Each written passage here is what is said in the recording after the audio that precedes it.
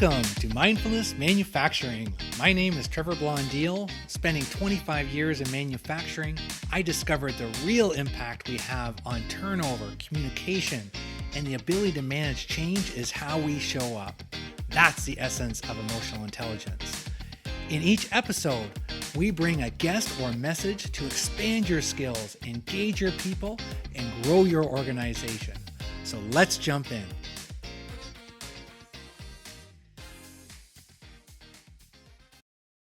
As more talk comes around manufacturing, we want to make more products in North America.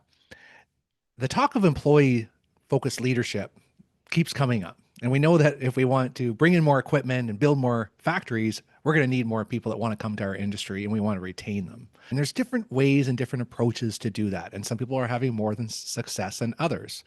And my friend David Sermersheim leads a group of field technicians across North America, Canada and the US. And we've been talking a lot over the last couple of years. David, you've been listening to the podcast, and welcome to the show. Thanks, Trevor. I appreciate you having me on. I always enjoy the discussions that you and I have about leadership and everything associated with it. And of course, enjoy our time together with NSA Kentucky. And I'm missing you. I'm in Phoenix, Arizona. We're actually recording a part here. And I tried to do the natural background this morning, and my face looked like a black dot. So for the listeners in the car, won't care. So I just took a picture and used that as our background. I miss having you here at the national event. And excited to just kind of talk a little bit more about, you've had such an interest in manufacturing and, being in that pipe business. You were in sales for so many years. In the last 10 years, you've been just, focused of retaining, specialized technicians that you don't get to see every day, right? They're all over. So you've had to leverage your skills on how you connect and retain. I'm excited to see how you tie all this in together. Well, thanks, Trevor. It is interesting because I started my first number of decades in sales, helping large companies and small companies be successful. I would focus on the company, on the customer, and I would learn everything about them and what success means to them. And I would help them. I'd come up with a solution that would make them successful. When I moved into this role 10 years ago, it really wasn't much of a stretch because I look at it the same way. My job is to build this great team, the best HDPE fusion specialists in the world, fusing plastic pipe from anywhere from 2 inches to 10 feet. But what I'm really doing, I'm helping them, each individual on the team, be successful personally and professionally. So that's the goal. And I was able to make that decision right at the start. I was not replacing anyone that was managing this team. And the company, we do the same thing. We go through training for about 6 months, and then they hand me the keys and said, go do what you do. And my goal was to focus on the employee first. It's been a great ride. It's been fantastic. What a transition. And you've had great numbers too in your retention over time. It's been difficult to, build this whole, continue to build this team, retain. So how are you doing it, David? It's interesting because when I first started, I had a team that was already there. So I had to learn how to work with them and start that whole process. I needed to learn from each individual what their definition was of success, personally and professionally. So I got to know, to understand their story. And then we were able to work together to help them be successful. The great thing was the company had already handed me the key. They empowered me to go do what I do, understanding the direction that everyone wanted to head in professionally. What do they want out of life from a career, from the company? But then at the same time, what do they want out of life personally too? So we implemented a number of different things. When I first started as a manager, I stepped back and I thought, this is just like having a baby. There's no manual. There's no manual a lot of times in leadership in our field. But here's the cool thing. There are thousands of mini manuals. What I've learned and listening to your podcast, the book you talk about and the different experts you talk to, man, the thing I learned quickly is I didn't have to recreate the wheel. There are so many great stories out there, so many different experts in leadership. And if you can learn a little bit from each of them, you just don't have to recreate the wheel. Now, in looking at it though, I'm still managing and leading the way I want to do it, but I'm incorporating some of these other ideas and trying it out to be the best that I can be as a leader, as a mentor, as a coach.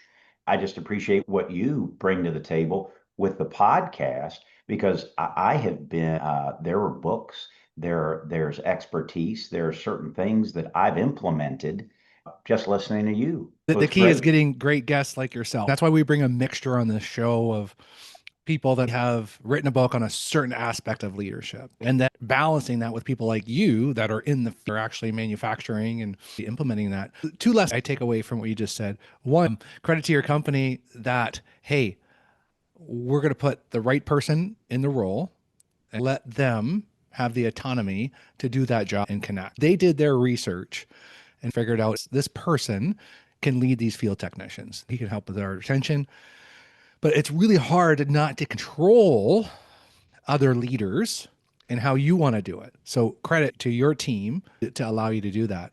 And then the second thing I take away is that you're looking for that leadership manual. And you're right. It's just if you're continually learning, trying to apply something positive to your team and situation, because that's what this podcast is about. It's about figuring out what's going to work for you. What can you hear from David that you can apply? And the storytelling. And I've heard you tell stories. You're an amazing storyteller. You've got your business, Celebrate Audio, where you're taking individuals and organizations and capturing their stories. How did this come to you? Well, it was interesting. I had a problem.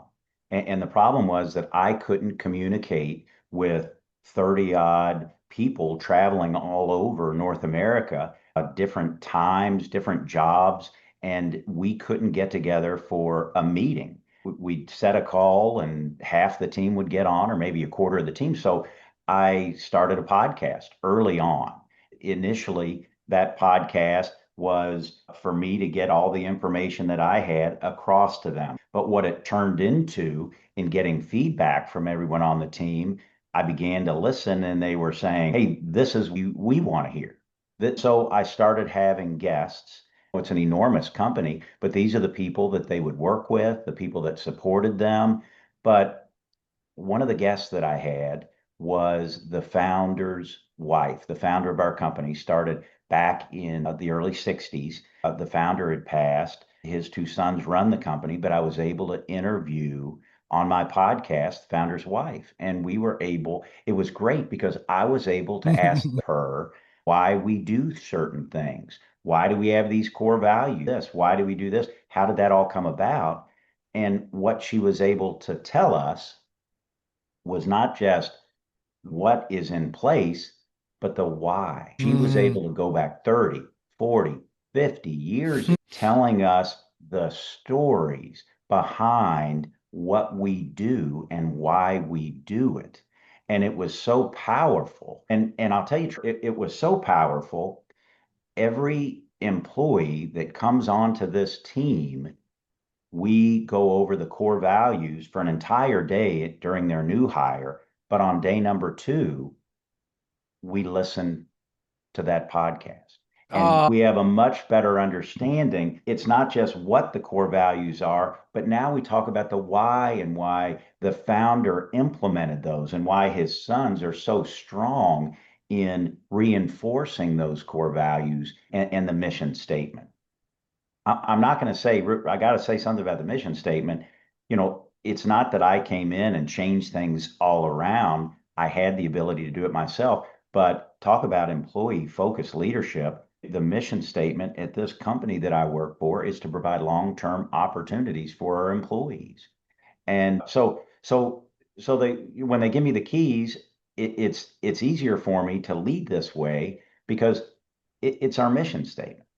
And I do want to tell you this story real quick. One of my first clients that I had talking to them about employee focused leadership, I talked about what I do and the things I learned in my sales career, et cetera, and working with others.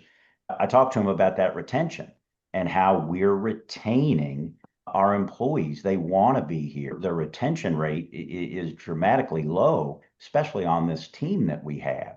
He had a voluntary separation rate, people leaving of 42% a year. It was, and these were professionals, these were doctors and nurses. It was amazing. The initial discussion, we kept talking, and he said, I'm amazed that you could have such a high retention rate. You're just manufacturing.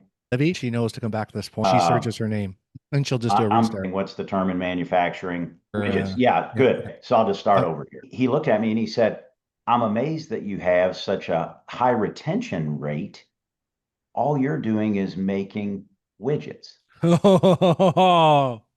I looked at him and I said, we're not making widgets.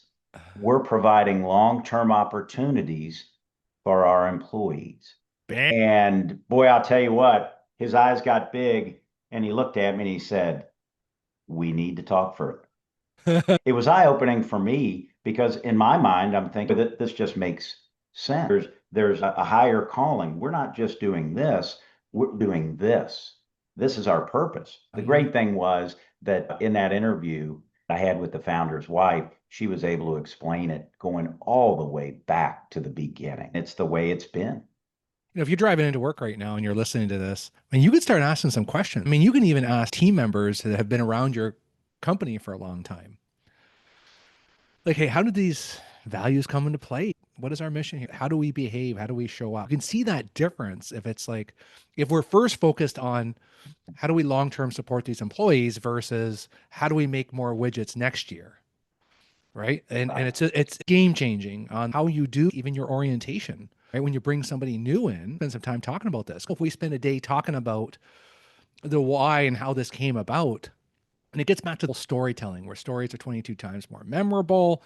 People don't change their thinking because you told them, like, here's a sheet, read our mission statement, our values, sign it.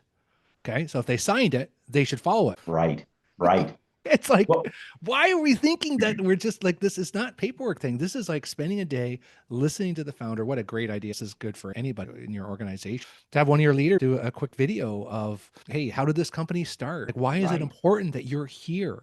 What is different about working here? Why did you come through our doors and not the doors across the street? Right. Well, it's interesting you make that comment because with this same client, the very first thing I did in researching, I went and I looked at their job postings. And it was clearly evident. We talk about retention. If you have a retention problem, you're looking at what I'm going to call an outcome. There are so many different things you can do in between that point. The very worst situation in many instances is to have someone leave. So I just started from the beginning. Who are you adding to the team? I had a team when I started, but then I had to continue to reload or rebuild the team. And it all starts with that job posting. And then it goes from there. When an employee understands the story, the origins, there's more engagement. I had people, when we're listening to this, they're shaking their heads and saying, oh, this makes sense. In day number two, they're looking at this and saying, well, this is why we do this. This is the why. So we're setting that story at the very beginning. They understand, okay, this is another reason I'm here. But I've already put some of that information into the job posting. This is what we're Mm-hmm. about. This is why we're here. And this is how it started 60 plus years ago. Yeah, everything's got to connect. Otherwise, it's just a week of orientation, Yeah, right? that's And right. if your daily behaviors, if your metrics aren't tied to that, if Yeah, you're truly measuring just by your output and the cost, it's cost savings, it's production numbers, that they do that across the street, right? right. And they pay about the Yeah, same. So right, it's like, what's going to separate you? The bigger the company, the harder it is for them, right? They become more disconnected. And it's a connection that drives the engagement, drives the retention. And it's like not to have the same people that are just increasing knowledge and building on your core values. So you got 5 tips here for our listeners. I want to make sure we cover those because you've collected some main area you found foundational. Yeah, Trevor, when I look at the things that I've learned and I'm approaching 10 years, it's a great opportunity to look back and say, okay, where have I excelled? Where have I not done so well in leading this team and helping the individuals on the team be successful? But then where have we as a team done well and where we failed. I look back and when I started this process, and we have quarterly reviews, a lot of people would say that's so 2000s. You don't need quarterly reviews. But what it does for me, though, Trevor, it allows us to make sure it is a planned discussion, 30 minutes to an hour. And some people may say that's a long time. In the early days, we talk about a raise or a bonus. And then I'd say, well, how are we doing? And what can I do differently to better support you to be more successful in the role? And many times that response would be, oh no, everything's great. They didn't want to criticize. But what I've done, I've changed it a little bit. And what I do now, I ask the question, as of right now, what is your job satisfaction rating on a scale of 1 to 100? And this has been an enormous change in the feedback that I get. 1 to 100, where are you? So we talk about that. We match it up with where they were a quarter before, 2 quarters Nice. agree. But what we really do is we look at, let's say it's an 80, we look at it and we say, okay, great. What are the things we're doing right to make it an 80? And then we look at it and we say, what can we do, planning, looking ahead? What can we do to make it an 81 or an 82 or an 83? Now, when we do that, rather than them criticizing, because there's a gap, not getting it to 100, what it's doing for us is it's saying, together, what can we do to increase your job satisfaction? Let's don't lose sight of what's great, Yeah. but what can we do? So it's more of a critique than a criticism. And Yeah. we have these discussions every quarter. I had one of the guys on the team, I asked him, and he looked at me and he said, well, a nine. And I said, a nine. I had no idea. You're usually in the high 80s. And he said, oh, no, no, no, 9 out of 10. And change and change the scoring I board. said, well, wait a minute. The scale's out of 100. And he looked at me and he said, okay, then 85. And I said, how did we just lose 5 points? And he said, well, you keep shoving this rating scale down my throat. So we've got 41 employees that answer it on a scale of 1 to 100, and we have one that answers it on a scale of 1 to 10. Another We lesson, just meet people where they're at. That's right. People where 5 points they're at. back. If you're That's going to be a it. 9 out of 10 on this scale, then we're using the 1 to 10 scale. That's another lesson in itself, right? It's just that flexibility. Meet people where they're at. This is what I talk about in the book, situational leadership. Each situation, you got to be a little bit different. And good for you for changing the scale. You got to be customizable. I'll tell you what I also do, and it's been interesting because people don't ask this. I also ask each individual on the team, are you happy? Sometimes asking 40, 50-year-old men that question. I've had some people look at me when I first ask it when they join the team, and it's like, well, what are you talking about? Why does that matter? Well, Well, it matters a lot. That's the key to what we do. Are you happy with what you're doing? That is a more difficult question, but the answers will tell you so much. If that answer isn't a 100% resounding yes, then we really need to dig in. Is this the best thing for them? We want them to love what they do and to be a great employee. Are you happy? It's a great question. Those are the two things that I've implemented, the job satisfaction and the way we do it so they don't feel like they're criticizing. But we've got to get that feedback, roses or thorns. We got to get that feedback and we got to be open for that response. it's out there anyway, right? It's what's beneath, right? What you see on the surface. You're finding some different techniques to find that. It's fantastic.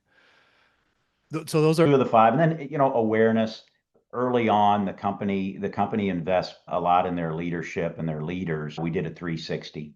And so I got feedback. It just, nice. just so great. And you all have talked about 360 on the podcast before a number of times. I always laugh at it. If someone is not aware, the most dangerous thing is for them to think that they're aware. That's the worst situation you could be in. They're not aware, they think that they're on target. But I did it for the direct reports. I felt like I was pretty much in line with what I thought, but with my peers, I was not. And it was a very eye-opening situation. When we took where I thought I would be and how I was being seen, I actually was right in line with the people on the team. I was very excited and proud of that. But with my peers and some of the other departments of the company, that was not the case. I'll So, tell you what I did. It was difficult to step back, but then the discussions that followed and the teaching and the mentorship and the coaching, it was great. But I'll tell you what I did, and and and it was difficult. I then gave the 360 questions to my wife. Oh boy, you talk about awareness. I got to say real quick, Trevor, that's a beautiful thing about what you're doing. This isn't just manufacturing. All of what you're talking about is business. It transcends into other industries, but it also transcends into real life. This 360 not only helped me be more aware in my professional life, but much more in my personal life. One of the comments she made, I said, "Oh, do you really think this is the case?" And she said, "I do, but ask the kids." And I thought, oh boy, you know what? I'm not going that far. But the 360 and just being aware, I yeah, think that's step one before you can truly be the best you can be in working with others and helping them be aware.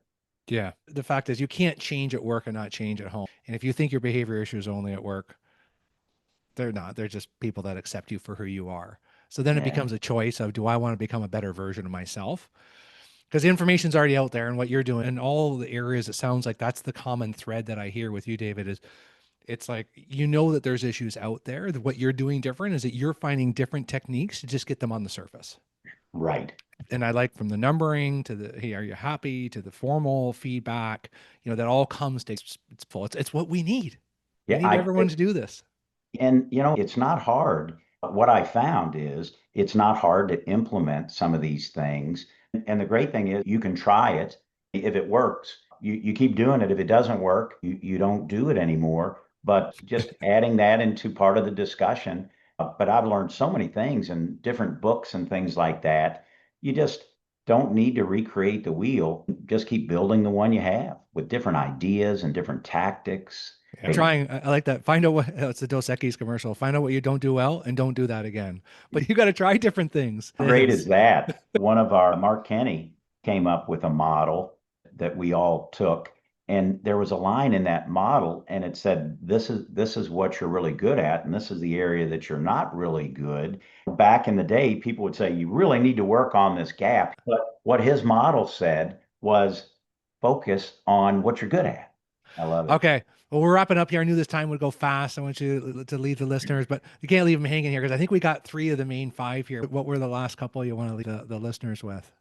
I think you got to be curious. I talk about being genuinely interested. I love learning from other people. You got to be curious. I think that's a critical part of what I'm talking about here is employee focused leadership. You got to be curious. You got to want to know. I think it's critical to be in that mindset. But that leads to number five, and that's understand the story. Every person has a story. Some of Mm, the things that the people on the team have overcome, they haven't climbed Everest, but what they do every single day with maybe a sick family member, et cetera, and they're up at 4 a.m. and handling that, and then getting on the road and handling for the company. Everybody has a story, and every company has a story. And that's one of the things that I'm also doing with Celebrate Audio. I'm helping people tell their story. I'm mm. helping organizations tell their story so that there's better engagement with their employees and their customers. David, just getting to know you over the years, you have a gift at this, but I think you've worked at it. Right? If we listen to what you've applied over your career, your muscle is strong in this area because you've practiced it and you've become really good at pulling people's stories. So I think it's just beautiful what you're doing. And I've learned from how you tell stories, how you pull stories. That's a great way to put a bow on this episode. And if we do nothing else, just be a little curious, find out people's stories. Tension's not going to be as big of a problem. Stop focusing on the problem and be solution focused and be a little more curious. You're hitting my heart there with the curious part. For our listeners, we're going to put some links in the show notes. How do they best follow you and connect with you, David? Well, you can, excuse me, you can go to David at celebrateaudio.com and connect with me in that way. And celebrateaudio.com is on the net. You can look me up and see what I do from that aspect. Just reach out if you have any questions. I love sharing some of the success that I have in leading this team, but also I love sharing some of the things that weren't successful. And David will reach out to you. Please connect with him and tell your stories. Thanks so much for coming on the show, David. Thanks, Trevor. Enjoyed it.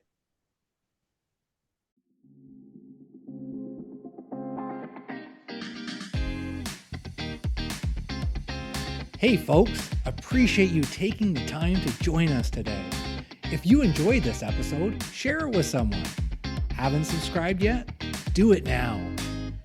Remember, if you want results, the key is increasing your awareness of how you show up.